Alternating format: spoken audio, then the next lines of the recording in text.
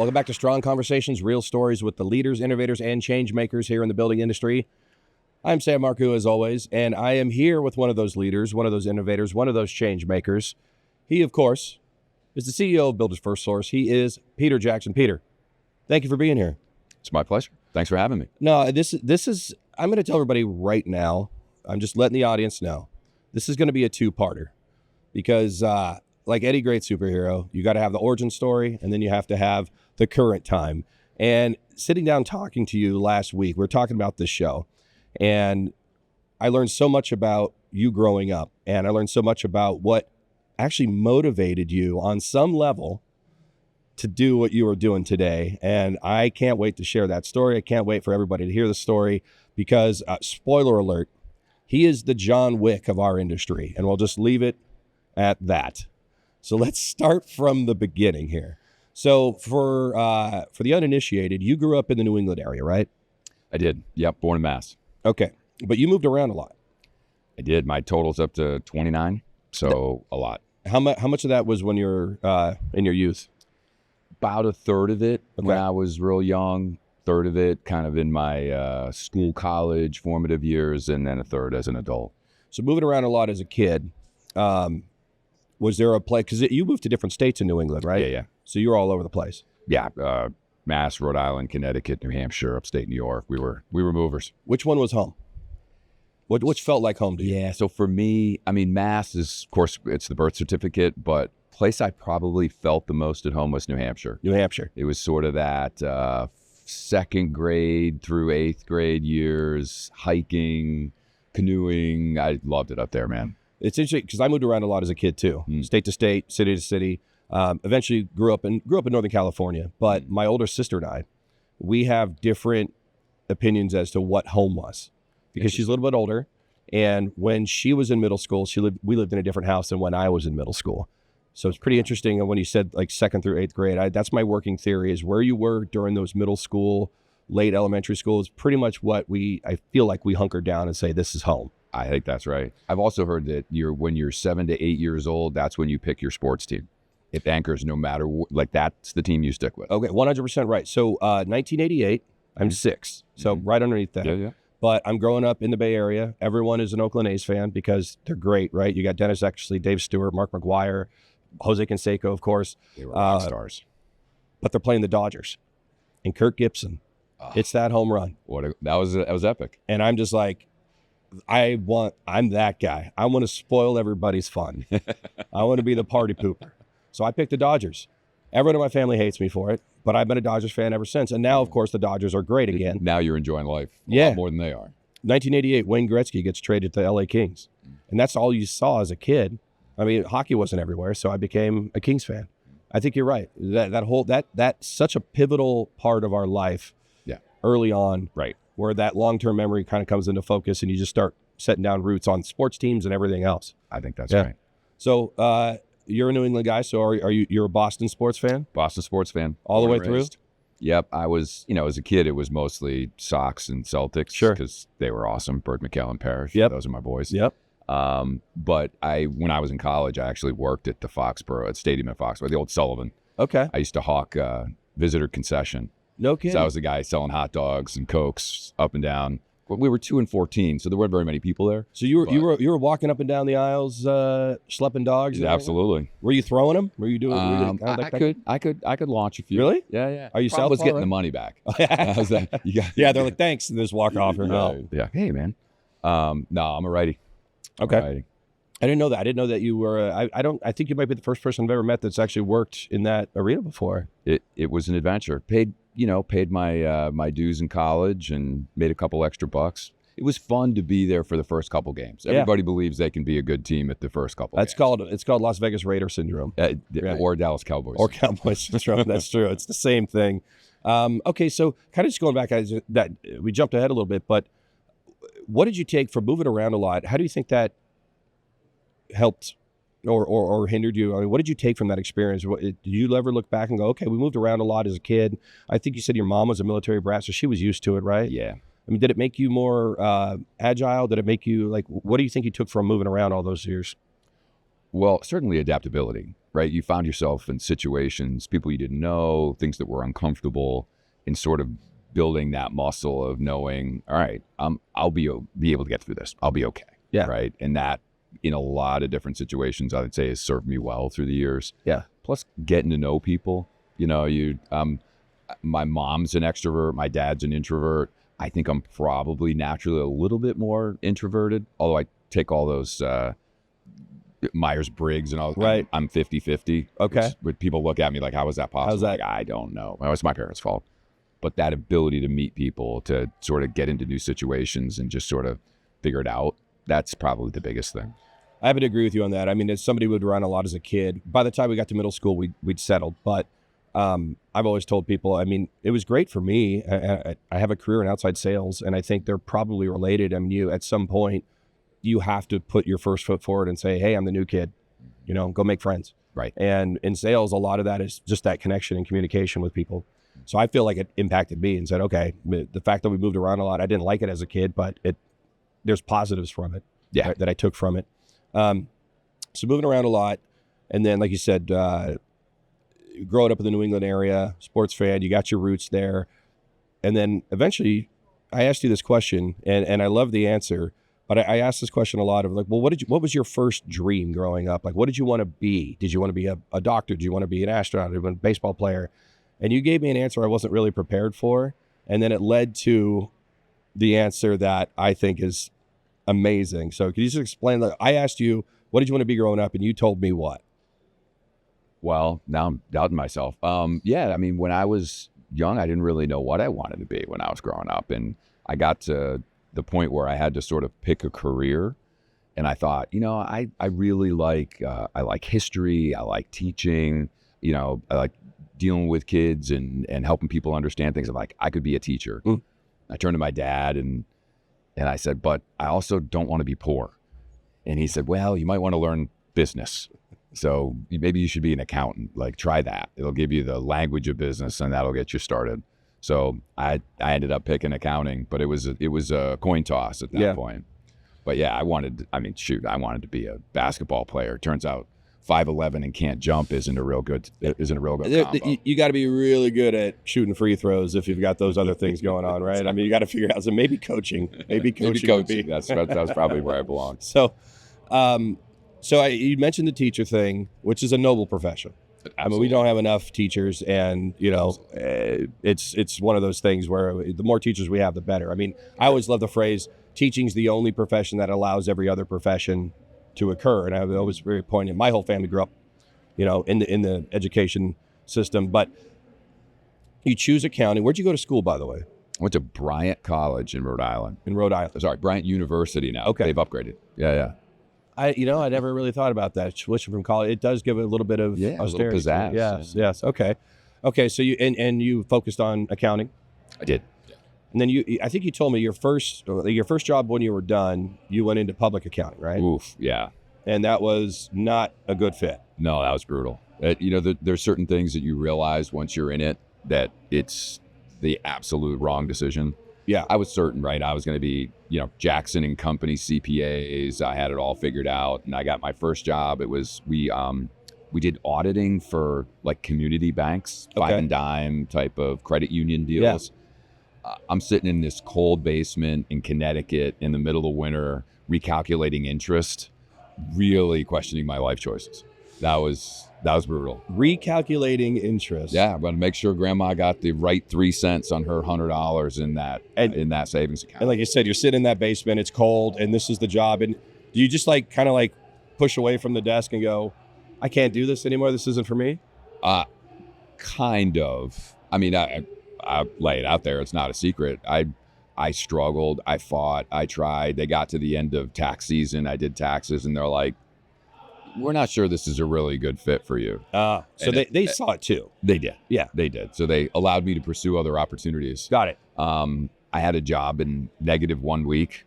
So I had 2 weeks of severance, and I had a job in a week and ended up at a company. We ended up being Gerber Scientific, but we made automation equipment for the garment industry. But I kind of showed up and was like, oh, wait a minute. We're here to make money.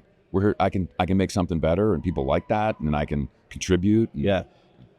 that kind of light went on. I'm like, okay, now I know where I'm supposed to be. So you found a passion of like, we can improve things. We can make things better. And, there's a business here. Yeah. So just taking those skills that you already had and applying it in the right situation, all of a sudden, like you said, light bulb goes off and you're having a good time. I had a great time. Yeah. So you're about a year into this journey in this new role, right? Is that about right? Do I have the timeline? Yeah, right? just over a year, about 15 months. So you're about a year in, you're doing good things. Fighting the fight. You're fighting the fight, and they come to you, right? And this is the story. This is the John Wick story that I love. Yeah. This is how we get to where you are today. And they say, Peter, what do you want to do? Like, where do you see yourself? Is it like where do you see yourself in 5 years, or what was the conversation? Yeah. So I was having my annual review, and the boss sits me down. And he's I don't know if he's just making small talk or he thinks it's a question that he's supposed to read to me, or I'm not really sure. But he asked me, well, what are your long-term goals? Where do you see yourself? Yeah. And I kind of looked around and I said, well, that office in the corner looks pretty great. I think I want to be king. Like I want to be a leader. Boy, Johan did not like that answer.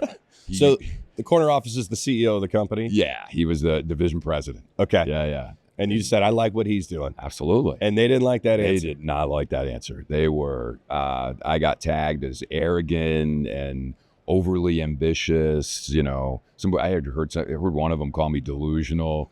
And I was like, hey, you asked me what I wanted to do. I didn't say I was ready for it. Yeah, not today, maybe tomorrow. Maybe tomorrow. So what's fascinating about that is we talked a little bit about your childhood, and I'm sure your childhood is very similar to a lot of ours in that you are told at some point you can do anything you want to do. Right. You can be whatever you want to be as long as you apply yourself, and as long as you put in the work. Mm-hmm. Good things will happen. And I think in general that's a fair statement, more or less. I mean, there's obviously nuance to it, but here you are as an adult, a young adult, but an adult. You're having success. Right. You finally figure out like this is kind of what I want to do, and you're actually vulnerable enough and bold enough to say this is what I want to be. And hoping that they'd be like, okay, well, these are the things you should work on. And and then just like business reality of like, you can't do that. We don't know. We don't see you in that role. How dare you? Right. It just like demystifies the whole childhood of that point. I'm like, whoa, maybe I can't. But this is why you were John Wick. And I didn't come up with this. We were sitting there, you and I were talking, and Nate Johnson, our friend, he's the one who goes, oh my gosh, you're John Wick. And because I just said, I do like dogs, but no dogs were harmed in the making no of this dogs story. were harmed in the making of Peter Jackson. But we kind of laughed about this and we joked, but like you did become CEO. I mean, not the next day, but you are there. That's what you're doing. You've been pretty damn successsul. This is revenge. It made an impression on me. It did. I never forgot that moment. Clearly, I mean, here we are. That ship is still there. And it is a motivator, right? To say no one's going to, you're not going to tell me no. I'm not going to be limited based on things of that nature. So how long did you stay at that company? How long did I stay at that company? I was there about 5 years. 5 years. Ended up staying. So you still had a good long chunk of time after that. Yeah, I sort of kept moving up, right? Yeah. I just sort of steadily took opportunities, took risks. When I was at Gerber, I actually lived in Mexico City. I took a job. Oh, wow. There was an angry accountant on the phone complaining about the books in Mexico, and I stood up and said, well, I'll go fix it. Shut up, Jackson. I'll go. So they sent me down there. I was there for 2 years. So there was that kind of opportunity chasing that I don't know, it gave me perspective and the confidence to keep chasing. So, and I love that too, because it's yet another move for you at that point too, right? The moving out. I was never afraid to move. Never afraid to move. Yeah. That was advice I was given as long, and I think it was a state of mind, but you have to be able to move. And physically and otherwise maybe get out of your comfort zone of what you do in order to move up and over and do what you want to do. Yeah. I mean, my dad and I talked about it, and his comment was always, you got to go and find the great opportunity. Yeah. And it's just not as common. The probabilities are lower that the opportunity is going to be where you happen to be. So you've got to go where they are. Do you, in your personal life or outside of work, I mean, that mentality of opportunity seeking, is that something that you do? Are you a thrill seeker? Do you go jump out of planes for fun? Or, at certain points, yeah. I mean, I've been rock climbing. I got my pilot's license during COVID. Really? Done stuff over the years. I scuba dive with my daughter. So yeah, I like that adventure aspect of it. I haven't done any base jumping or I haven't been skydiving, but Yet. I thought about it. Not yet. Yeah.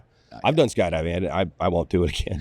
One and done. Well, I was a one and done on that one. It was fun, but I'm like, okay, I'm better off on the ground here. Check the box. Yeah, check the box, move on.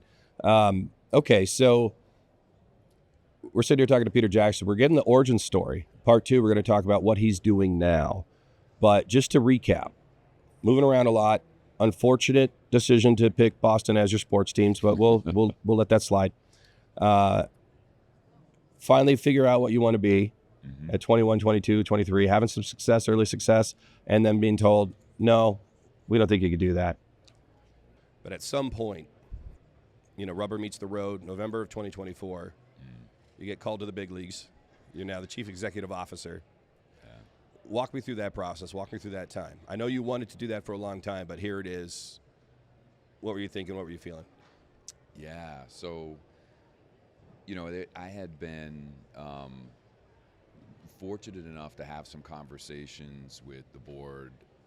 When Dave was thinking about retiring, they were talking to me about it, and saying, we think you might be ready. Think it might be time. You gotta get after it. So you got to get out in the field, make sure, you're ready, they're ready, everything's going to go well.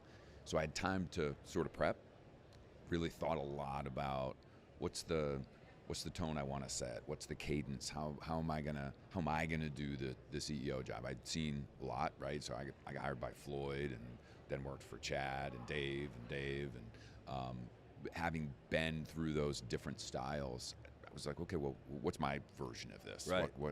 What role is my tenure gonna fulfill? So I felt good on that part, right? I felt like I was prepared. I was also scared. I mean, you don't know what you don't know, right? That's one. Talk about moving, right? You think walking into a school based on the other 3 schools you walked into, but guess what? They're not all the same. They're not. Right? Yeah. Sometimes there's bullies. Sometimes there's cute girls. Sometimes there's nice teachers. Sometimes there's not. Right. So that dynamic was part of it, no question. And of course, I got a lot of advice. A ton of advice. Everybody wanted to give advice. And one of the things we're going to talk about in part 2 of this is just how much information flows to you and how much information needs to come from you, and managing that and balancing that. And a lot of that, I'm sure advice is part of that information. Absolutely. Superhighway as well, right? Last question before we end this part, and we'll get into part 2 and kind of the lessons learned in your current role. Because you're a finance guy, you're accounting, you have that's a lot of your background. Sure. But the lens has to be pulled back as CEO, right? I mean, there's so many different other aspects of the business, which obviously you've had exposure to in different roles, but now you're in charge of everything. I mean, did you feel good about operations and sales and all this other stuff, or was that something where you, like you said, you had to go run out and learn a whole lot, get a crash course, or what was that like for you in terms of getting prepared for this role? Yeah, that's probably the part that scared me the least. Really? From the perspective that I was always an accounting and finance guy, but I knew very early on I wasn't very good at accounting. Okay. Right? That wasn't my superpower. What I was good at was understanding the sort of the language and the numbers, and then being able to figure out, okay, well, what are we going to do? Yeah. Like, okay. how do we do this, team? What do you need to know? How do I get that for you? What better decisions can we make with this information? So I was always the ops finance guy. Okay. Right. I was the manufacturing, how do we run this line a little bit better? What information do you need in order to be able to dial it in? So I always loved being the partner. Okay. I always felt like it was important to me to have sort of the seat at the table. I loved being the guy at the right hand of the guy. Yeah. So I did get comfortable over the years being in that environment. Good. So I never worried about being able to get out in the field and have a conversation with folks. It's one of the funner parts of the job is getting out and hearing what's really going on. Yeah. Hey, what's going well? What are your challenges? What would you do different? Those are 3 of my favorite questions when I'm out dealing with ops. So that part, comfortable. There are pieces that I just don't really have a lot of experience with, right? Yeah. It's the legal side of it, some of the risk stuff I never had to deal with. The marketing, that was new. So, there's some aspects of it that certainly have been a trial by fire. Yeah, I mean, just in like you said, you don't know what you don't know. You could be as prepared as you possibly can, but then you know, what is it? Mike Tyson said everybody has a plan until they get hit in the mouth or in the face or exactly. something. I mean, at some point, it's probably coming. And you go, okay, now what do I do? Yeah. So, well, we're going to talk about that. We're going to talk about what happens next on part 2. So, Peter, thank you. Sit still. We'll be right back. Part 2 coming soon. Peter Jackson, CEO of Builders FirstSource. Thank you for joining us here on Strong Conversations. Like, subscribe, YouTube, Spotify, Apple Podcasts, anywhere you can find podcasts today. Stick around, part 2 comes soon.